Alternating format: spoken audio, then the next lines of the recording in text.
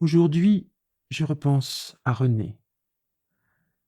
Un soir, il a demandé mon attention en me confiant: «J'ai 88 ans, Florian. Je ne suis pas loin de passer de l'autre côté. Que trouvera-t-on dans cet ailleurs? Un nulle part? Ou un paradis?» Alors j'ai envie de parler encore avec quelqu'un, avec le tout jeune homme que pour moi tu es. C'est pourquoi je te dis tu, bien que ce ne soit pas dans mes habitudes.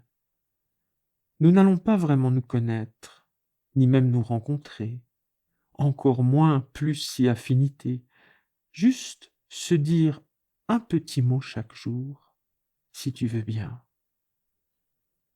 Oui, je veux bien.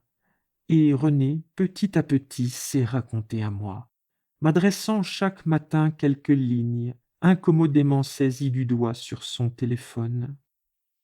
Ce n'est pas pratique d'écrire ainsi, m'avoue-t-il, à un âge où l'on tremble un peu, avec toutes ces fautes de frappe qu'il faut corriger.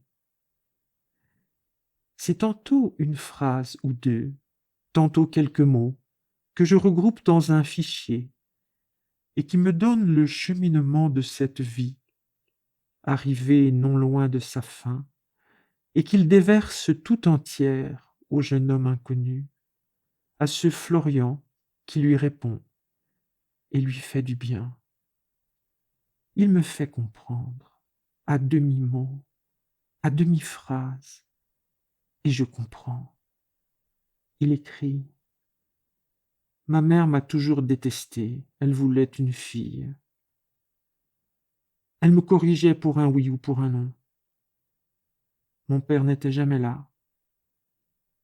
Elle voulait des petits-enfants, elle qui n'aimait pas les enfants. À 18 ans, j'ai cru que je pouvais lui dire ce que j'étais. Tu finiras sur le trottoir ou en prison. J'ai dû quitter la maison. Tu me rends heureux, Florian, à me lire chaque jour. Tu vas me répondre, je sais bien. Prends ton temps. Tu es si occupé avec tes études.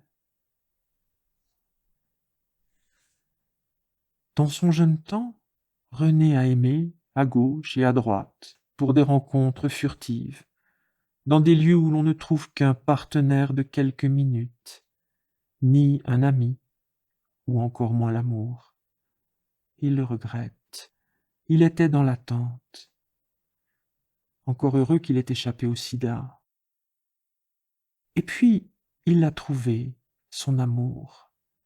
Ils ont vécu ensemble, heureux, maintes fois montrés du doigt, dénoncés, moqués, mais aussi encouragés à rompre les conventions.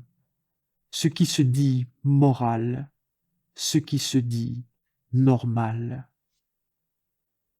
Heureux, jusqu'à ce que la mort les sépare à jamais.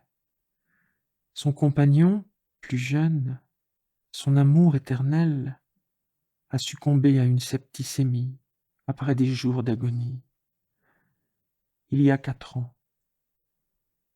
René a pensé au suicide. Mais il doit vivre, parce que jamais il ne laisserait son chien. Je lis René, ces courtes phrases, comme si je l'écoutais parler, de la voix faible et douce que j'imagine, la voix de ses 88 ans. Il en dépense de l'argent de sa retraite pour converser avec moi, par petites touches impressionnistes qui m'impressionnent. Peu lui importe, il en a bien assez de l'argent pour ce qu'il peut en faire, ne sortant que pour promener son Eros, son grand chien bien-aimé qui le maintient en vie, tout comme nos échanges. Son vieil Eros qu'il ne veut pas abandonner en mourant avant lui. Puis René a cessé d'écrire, brusquement, sans raison, car nos échanges étaient affectueux, constants, sans aucune ombre. René, dont je n'ai plus aucun signe depuis près d'1 mois. Je n'ai aucun moyen de savoir qui il est et où le trouver s'il a besoin d'aide. Est-il à l'hôpital? Où est donc son chien? Mes recherches sur le site ont été vaines.